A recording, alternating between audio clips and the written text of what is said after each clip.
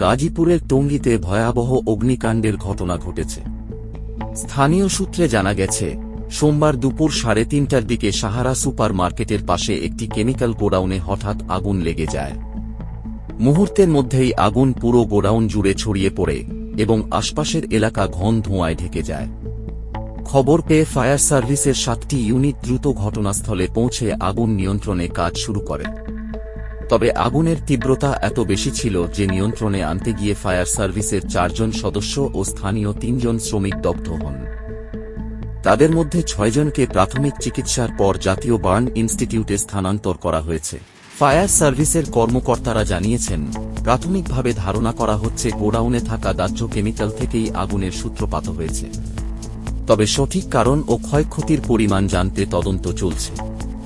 স্থানীয় ব্যবসায়ীরা জানিয়েছেন, টঙ্গীর আশপাশে দীর্ঘদিন ধরেই অসংখ্য কেমিক্যাল গোডাউন গড়ে উঠেছে। পর্যাপ্ত নিরাপত্তা ব্যবস্থা না থাকায় সবসময় বড় ধরনের দুর্ঘটনার ঝুঁকি থেকে যাচ্ছে।